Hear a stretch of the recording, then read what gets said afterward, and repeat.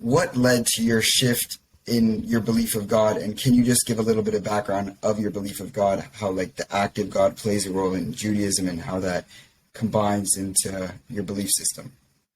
Yeah, let me give a little bit of background. First of all, so I'm an author, a fiction writer. I've published, my sixth book is coming out in April. It's a short story collection called The Gallery of the Disappeared Men.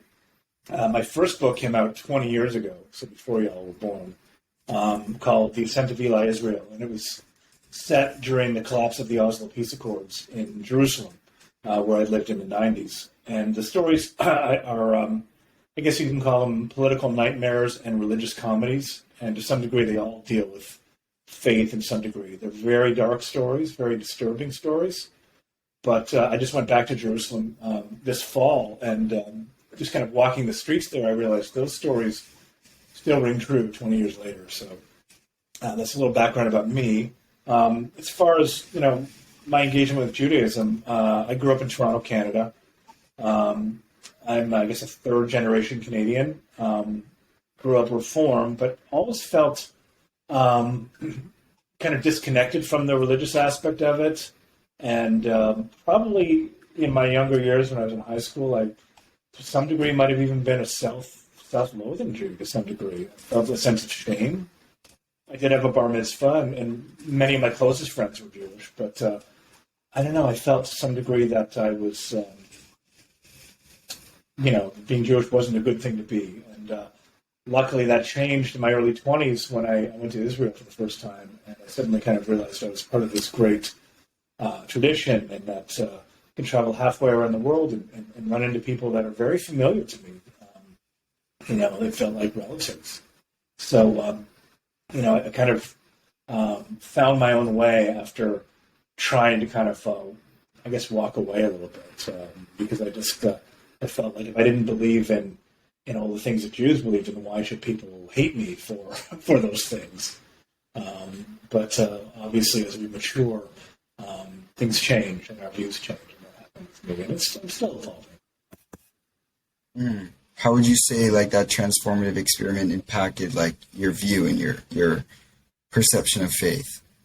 Well, I think going to Israel in my early 20s was the most important, thing that's ever happened in my life, I guess. You don't want to walk around being ashamed of who you are. And again, I kind of got a sense of pride in being Jewish. And, I just started to get a better understanding of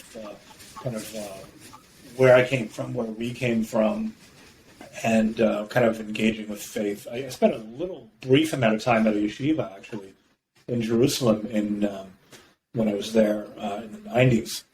And part of the reason I went there was I could stay for free in the old city of Jerusalem, and they would feed me, and, the typical 22-year-old. But I went to classes there, and, I was a little more, I gave a little more pushback than some people. Before I'd gone to Israel, my father said, I'm afraid you're going to go there and you're going to marry a widow with 6 kids, and you're going to become religious. And because he said he'd known a guy who'd done that. And that wasn't something I was interested in. But, one time in the yeshiva, they were giving a lecture on the 5 levels of faith. The different why Judaism is superior to Christianity, because Christianity is based on faith, whereas Judaism is based on knowledge. For example, our forefathers were at Mount Sinai, and they told their children, would your parents lie to you about that? And then a couple days later, they gave a lecture on God and 5 reasons that we know there was God, and all of them were faith. And I remember, speaking to the Rosh Yeshiva, the teacher, the head of the yeshiva, and I said to him, that's faith. You've undercut your entire argument. And he got very upset and called me into his office afterwards and said, here's a plane ticket. I want you to change your flight, give us a year to study Torah, and stay here. I think you've got leadership ability, leadership qualities. I didn't do that. I went home and finished university, because I kind of took a year off in the middle. But I wonder what would have happened if I had stayed. I would have learned a lot. There may be a fanatic inside of me. I don't know.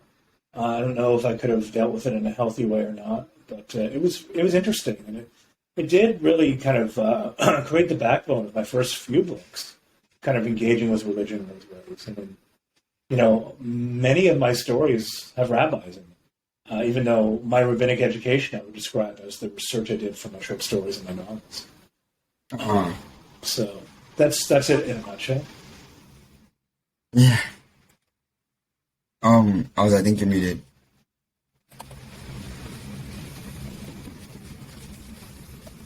Okay. So, in your story, you mentioned at some point how, you tried creating like a difference between Christianity and Judaism, saying that Christianity is faith-based while Judaism is based on knowledge, and you really came to the conclusion that, hey, at some level, they're all based on faith.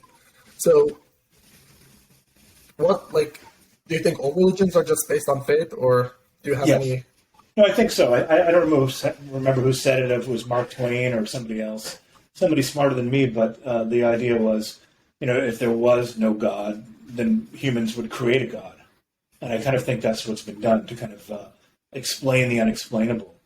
But that doesn't invalidate Judaism, the fact that it's faith, and maybe I don't necessarily believe in the faith. It's the fact that we're part of a tradition. So if I go to Shabbat services, Jews all over the world are doing it, but it's also something my parents and grandparents and great-grandparents, etc., have always done, following the similar traditions, reading from the same holy book. So whether you believe what's in the Torah, the fact that we, for thousands of years, have used that to guide us is powerful in its own right.